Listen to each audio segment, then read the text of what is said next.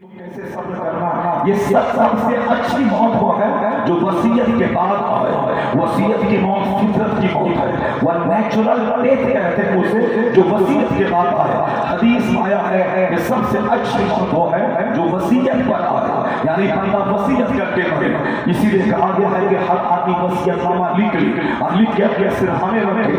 اگر رات میں سویا اور مر جائے، صبح سویرے وصیت نامہ اس کے سرحانے سے ملے گا اور ایک گھر والے جو ان کے وارث ہیں اس وصیت کی روشنی میں اپنا کام انجام دیں گے۔ یہ وصیت کرنے کا ڈھنگ بھی لوگوں کو معلوم نہیں ہے اور وصیت کرنے کا موقع بھی لوگوں کو نہیں مل رہا ہے۔ یہ قیامت کی نشانی ہے کہ جب دیکھنا اچانک موت طاری ہونے لگے تو سمجھ جانا دنیا کا ویناش اب قریب آ گیا ہے، اب قیامت آنے والی ہے۔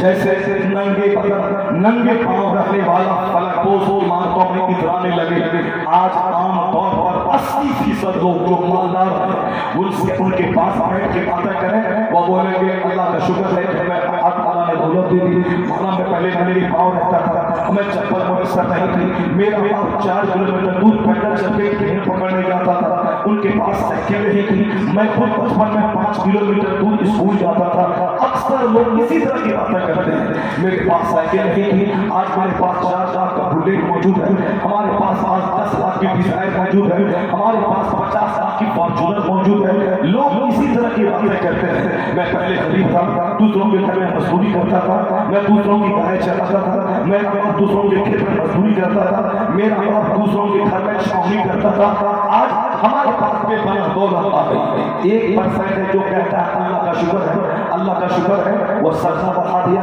نماز بڑھا دیا، روزہ بڑھا دیا۔ میں پہلے غریب تھا، اللہ نے ہمیں مالدار بنا دیا، اب ہمیں عبادت بڑھا دینا چاہیے، سجدہ کرنا چاہیے۔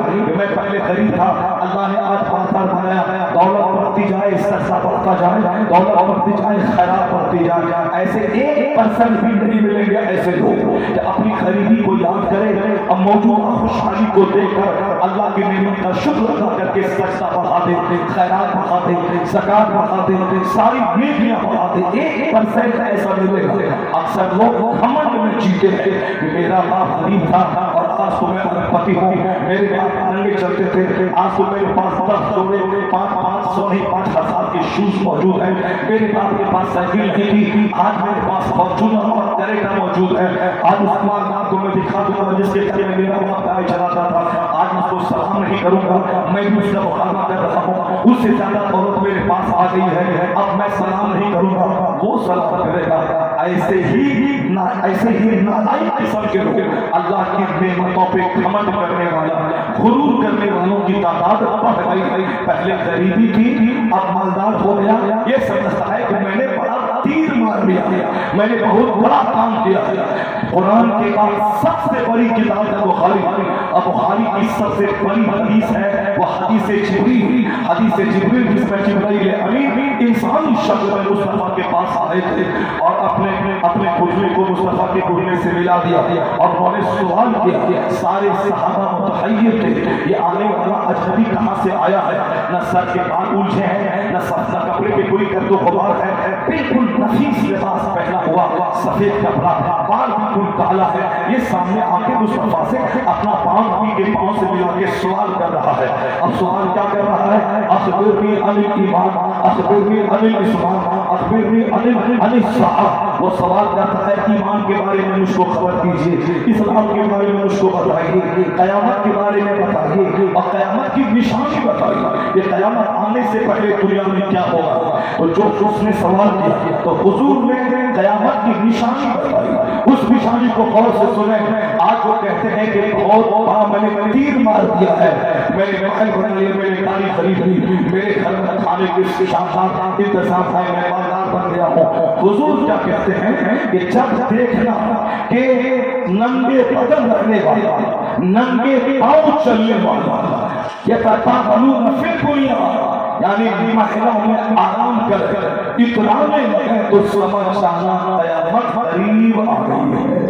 یعنی بکری کا چرانے والا، ننگے بدن رہنے والا، ننگے پاؤں چلنے والا، جب دیکھنا کہ وہ فلکوس عمارتوں میں، اونچی عمارتوں میں آرام کرنے لگے اترانے لگے تو سمجھ جانا اب قیامت قریب آ گئی ہے، یعنی یہ سمجھتا ہے کہ میں نے دیر مار دی، حالانکہ یہ قیامت کی نشانی ہے۔ اور اکثر لوگوں کے مکان کی دیوار میں کان لگا کے سنا جائے، وہاں سے رونے کی آواز آئے گی، وہاں سے بے چینی کی آواز آئے گی۔ اکثر دیواریں حرام کے ایمان سے بنی ہے، جھوٹ بول کر مال کمانا حرام ہے، شراب بیچ کر مال کمانا حرام ہے، سود کھا کے مال کمانا حرام ہے، نماز چھوڑ کے نوکری کرنا حرام ہے۔ اکثر لوگ اس میں ننگے نظر آئیں گے، ایک وقت کی نماز چھوڑنا حرام اور گناہ کبیرہ ہے۔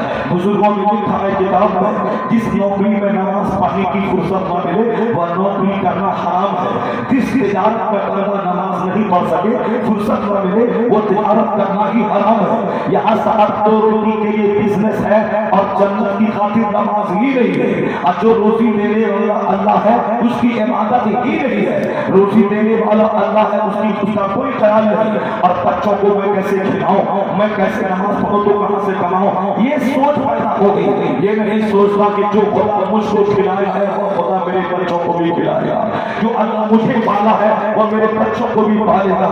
قرآن شریف میں کہا گیا لا تقتلوا اولادکم خشیۃ املاق، غریبی کے ڈر سے بچوں کو قتل مت کرو، اللہ تمہیں بھی روزی دیتا ہے تیرے بچوں کو بھی روزی دے گا۔ یہ سوچ ختم ہو جائے جب قیامت قریب آئے، لوگ مجھے محلوں میں آرام کریں گے، یہ قیامت کی نشانی ہے۔ اور ایک نشانی قیامت کی حضور نے یہ بتائی انت لک امۃ ربک، مصطفیٰ کہتے ہیں جب دیکھنا کہ نوکرانی اپنے مالک کو جنم دینے لگے، جب عورت اپنے مالک کو جنم دینے لگے تو سمجھ جانا قیامت قریب آ گئی ہے، یعنی زنا کاری کثرت سے ہوگی، لوگ اپنی لونڈیوں باندیوں سے زنا کریں گے، وہ حاملہ ہوگی اور وہ بچہ پیدا کرے گی، وہ بچہ کون ہوگا، وہ بچہ مالک کا بچہ کہلائے گا، اور وہ مالک ہوگا تو باندیاں اپنے مالک کو جنم دیں گے۔ ایک تو یہ مفہوم ہے صحیح سے بات اور دوسرا مفہوم یہ ہے کہ ماں اپنے پیٹ سے نافرمان اولاد جنم دے گی، کہ ماں نے بچے کو پیدا کیا مگر وہی بچہ اب مالک بن کر اپنی ماں کو آنکھ دکھاتا ہے، وہی بچہ آنکھ دکھاتا ہے ماں کو، ماں تماچا دکھاتا ہے ماں کو، مارنے پڑتا ہے ماں کو، کہ مائیں نافرمان بچوں کو جنم دیں گی، یہ قیامت کی نشانی ہے۔ آج نافرمان بچوں کی تعداد کو آپ دیکھ سکتے ہیں، فلکوس عمارت میں رہنے والا 90% آدمی جو ننگے بغیر ننگے پاؤں رہتا تھا، پتلی چلاتا تھا، ان کے باپ دادا دوسروں کے گھر میں چھاؤنی چاہتے تھے، وہ سارے کے سارے آج مالدار محلوں میں آرام کر رہے ہیں۔ تو محل دیکھ کر کسی کی عزت کا آدھا سفر کرتا ہے، ان کے پاس دل ہے، ان کے پاس گاڑی ہے، گاڑی مت دیکھنا یا دیکھنا کہ گاڑی کس مال سے خریدا ہے، محل مت دیکھنا یا دیکھنا کہ محل کس پیسے سے بنایا ہے۔ اگر حرام کے پیسے سے محل بنایا ہے، اس دیوار کے سائے میں تو کھڑا رہے گا تو تیری عبادت کی لذتیں ختم ہو جائیں گی، تیری سوچ بھی گندی ہو جائے گی۔ اس لیے مت بولنا کہ اللہ نے احسان کیا، اس کو دولت دے دی، یہ گاڑی والا مکان والا ہے، اگر تم نے یہ نہیں دیکھا کہ اس کے مال کہاں سے آیا ہے، کیسے خرچ کر رہا ہے، اگر تم نے اس کے ناجائز کام کی تعریف کی تو تیرا سینہ بھی گندا ہو جائے گا، تیری سوچ بھی ناپاک ہو جائے گی، اور تیرا دماغ بھی کچرے سے بھر جائے گا۔ اس لیے مت دیکھ کے مکان بنایا ہے یا دیکھ مکان کیسے بنایا ہے، اگر پیسہ بڑھ رہا ہے، عبادت بڑھ رہی ہے، پیسہ بڑھ رہا ہے، سجدہ بڑھ رہا ہے، پیسہ بڑھ رہا ہے، زکات بڑھ رہی ہے، پیسہ بڑھ رہا ہے، خیرات بڑھ رہی ہے، تو سمجھ جانا یہ اللہ کا فضل ہے، یہ اللہ کا احسان ہے، یہ جنتی کی علامت ہے۔ اگر پیسہ بڑھ رہا ہے، نماز گھٹ رہی ہے، پیسہ بڑھ رہا ہے، تو حالت بڑھ رہی ہے، پیسہ بڑھ رہا ہے، سخاوت بڑھ رہی ہے، پیسہ بڑھ رہا ہے، بال بچوں کی محبت بڑھ رہی ہے، پیسہ بڑھ رہا ہے، کنجوس ہوتا جا رہا ہے، تو سمجھ جانا اس پر اللہ کا عذاب ہے۔ اسی مال میں گھیر کے اللہ اسے عذاب نہ کرے گا، جہنم میں ڈالے گا۔ تو مکان بنانا کمال نہیں ہے، اللہ جسے توفیق دیتا ہے، جس سے راضی ہوتا ہے، مکان بڑھے نہ بڑھے اس کا سجدہ بڑھ جاتا ہے۔ نعرے تکبیر، نعرے رسالت، نعرے حیدری۔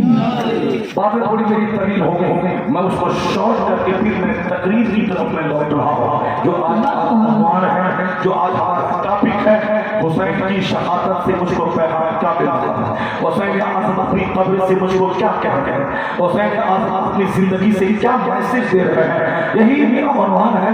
मैं उस पर मैं लौट के आता हूँ। पहले तमहीद को मैं समेट लेता हूँ। इस चारों सवाल को याद रखेंगे। अगले बाल बच्चों को बताएंगे कि मौलाना साहब एक हदीस पढ़कर ये बोल रहे थे। आज से 50 साल पहले जलसा होता था, 5 साल तक लोग जलसा को याद रखते थे। लोग गौर से तकरीर सुनते थे और तकरीर सुनते थे, फिर उसको अपने बच्चों के बीच में रिपीट करते थे। चौक चौराहे पे उसी तकरीर को मौजूए सुबह बनाते थे। जाड़े के दिन में आलाओं के पास, आग के पास बैठकर उसी तकरीर पे तबसरा होता था। मौलाना साहब ने ये कहा, फला आलिम ने ये कहा।